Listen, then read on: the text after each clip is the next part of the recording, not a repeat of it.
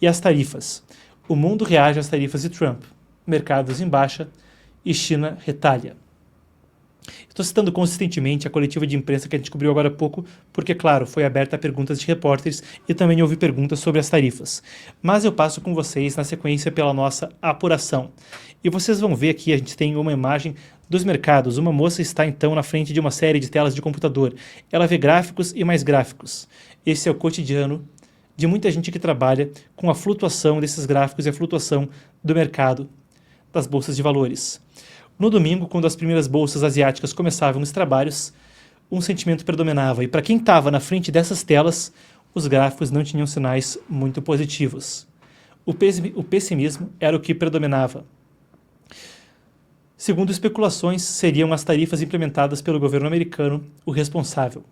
Claro, há uma série de fatores complexos e aqui a gente não quer correr o risco de falar alguma abobrinha quando se direciona à economia, mas eu vou passar com vocês por como países estão reagindo. E de forma interessante, no acompanhamento de relações internacionais, isso também significa negociações. Vamos lá então, a gente vai passar pelos detalhes e pelos últimos desdobramentos. A começar pelo seguinte, vocês veem uma publicação de Donald Trump na rede social Truth Social agora. Ao meu lado, ele também replicou na rede social X.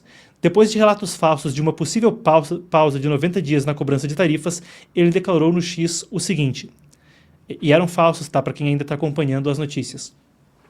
Os Estados Unidos têm a chance de fazer algo que deveria ter sido feito décadas atrás. Não sejam fracos, não sejam estúpidos, não sejam panicking. E ele faz aí uma brincadeira, a palavra seria uma brincadeira com a palavra panic, pânico em inglês, e Republican, republicano, membros do próprio partido do presidente. É uma brincadeira de um novo partido baseado em pessoas fracas e estúpidas, como ele mesmo descreve.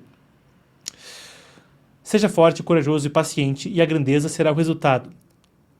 Esse é o recado que vem de Trump. Um recado que vai principalmente para empresas e mercados americanos que acompanharam prejuízos globais e registraram quedas acentuadas.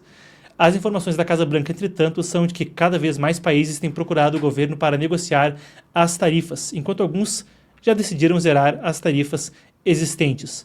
A gente vai passar então por esses pontos, quais são os países que estão zerando, quais são aqueles que buscam negociação. Ainda no ponto da resposta da Casa Branca, eles têm estado amplamente ativos, e os anúncios da quarta-feira passada de tarifas foram seguidos por uma blitz de mídia. Se você entrar em @RapidResponse47, RapidResponse47, você vai ver, essa é a conta de respostas rápidas para a mídia da Casa Branca, uma coisa típica da personalidade do atual presidente Donald Trump. Ali, a maior parte do que se vê ao longo dos últimos dias é consistentemente divulgações midiáticas da administração sustentando a sua decisão a respeito de tarifas. Vamos lá então, vamos aos detalhes. Segundo o presidente americano, 50 países já entraram em contato com a Casa Branca para negociar acordos. Apesar do governo não ter revelado o nome desses países, alguns já fizeram declarações públicas. A gente tem o seguinte, Zimbábue, um país no sul da África subsaariana, anunciou que vai suspender todas as tarifas sobre produtos dos Estados Unidos. O presidente do país africano afirmou que quer manter relações amistosas com os Estados Unidos e facilitar a entrada de produtos americanos. Taiwan, que de forma interessante é um polo global de chips, uma coisa que está um flashpoint, um cerne da geopolítica global. Taiwan também está realocando. A principal fabricante de chips do país, a TSMC, está realocando parte de sua produção para os Estados Unidos, diz o CEO, o Sr. Wei, que é também devido à questão das tarifas, em segundo lugar, em primeiro lugar, por seu apoio ao presidente americano Donald Trump, seu otimismo quanto ao governo do republicano. Mas o presidente taiwanês disse o seguinte, Lai Ching-te, também chamado de William Lai no Ocidente, declarou planos de zerar as tarifas para os Estados Unidos. A ideia, segundo ele, é remover unilateralmente as barreiras e então buscar um acordo com Trump. Taiwan tem cerca de 32% que os Estados Unidos impuseram sobre os seus produtos. Aí também tem uma questão do jogo geopolítico. Trump quer trazer de volta muitos dos ativos que são produzidos em Taiwan por empresas americanas ou por empresas estrangeiras para serem produzidos nos Estados Unidos. São questões como chips e que tem sim um papel crítico quando se fala de segurança nacional. Isso pode ter um quê por detrás também. William Lai também anunciou, o presidente taiwanês, que estava nos planos do país estimular companhias taiwanesas a investirem nos Estados Unidos.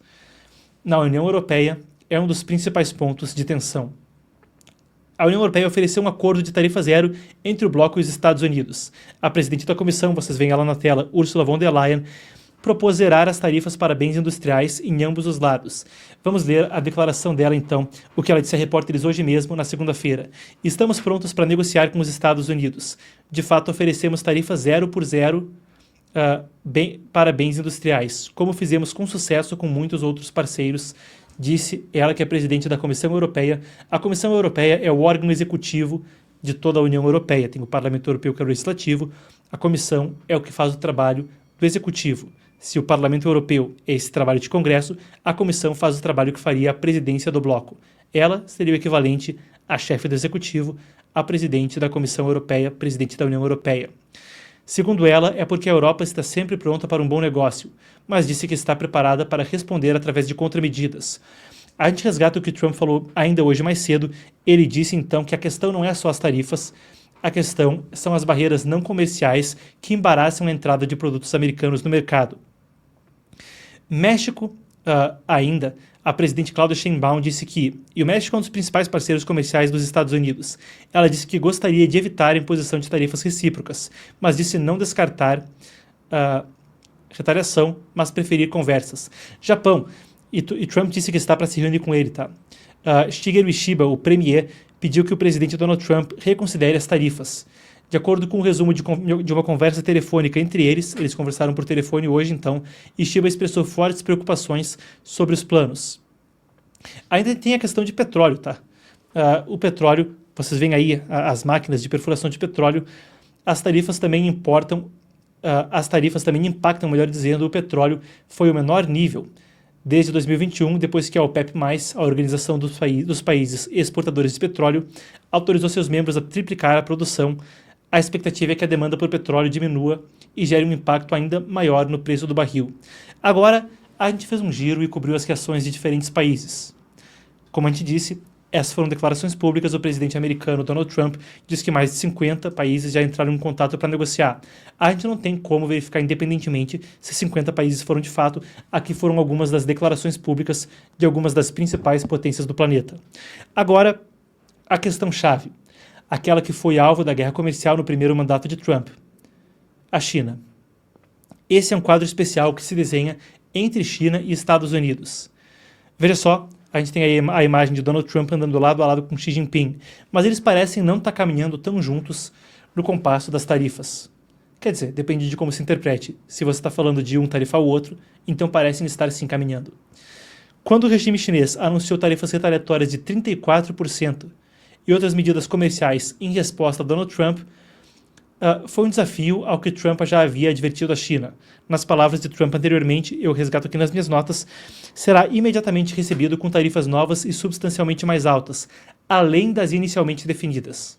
Ou seja, a China se vê reagindo a tarifas com mais tarifas. Trump disse que se isso ocorrer, mais são o que se segue. Vocês veem rapidamente como a bola de neve pode se desempenhar. Trump fez uma ameaça de que se eles não voltarem atrás nisso, até amanhã ao meio-dia, a situação não será interessante para o regime chinês. Em Hong Kong, uma queda histórica, pior queda diária desde a crise de 97. Bolsa de Valores de Xangai também caiu 7,64%. Eu falei da decisão de Trump, a gente tem aqui o que ele falou na rede social Truth Social. Se não temos, então a gente... aparentemente não temos. Mas como eu dizia, Trump falou num post em nossas redes sociais que o Partido Comunista Chinês, o regime comunista, terá até amanhã para reverter a sua decisão. Se a China não cumprir, Trump implementará uma tarifa adicional de 50% a partir de quinta-feira. E as negociações entre os Estados Unidos e a China serão encerradas até que a China abandone a sua nova taxação. Em uma nota ao Epoch Times, a gente entrou em contato com um especialista, John Belton, que é gerente de portfólio na Gabelli Funds, então um operador nos Estados Unidos, nos disse: infelizmente somos da opinião de que o quadro maior é muito claro. As tarifas estão aqui para ficar e serão muito mais altas do que foram em décadas. O mercado tem que aprender a lidar com essa nova realidade. Claro, quando a gente fala da questão da negociação China-Estados Unidos, isso tem um contexto geopolítico mais amplo. Não estou falando só de Taiwan. A gente está falando de mais do que isso. No Canal do Panamá, uma compra que deveria ocorrer da empresa americana BlackRock, aquela mesma, o gigante fundo de investimentos, tantas vezes criticado por sua posição ideológica, está comprando da C.K. Hutchinson, uma empresa em Hong Kong. Posses portuárias não é só no Canal do Panamá, mas pelo mundo todo. O regime chinês criticou consistentemente essas aquisições. Disse que queria que aquelas aquisições não ocorressem e que a C.K. Hutchison estava desconsiderando. O partido falou isso mais de 20 vezes na mídia estatal, a gente tem acompanhado aqui no Epoch Times, que no Canal do Panamá era uma questão de segurança nacional que essa empresa estava desconsiderando.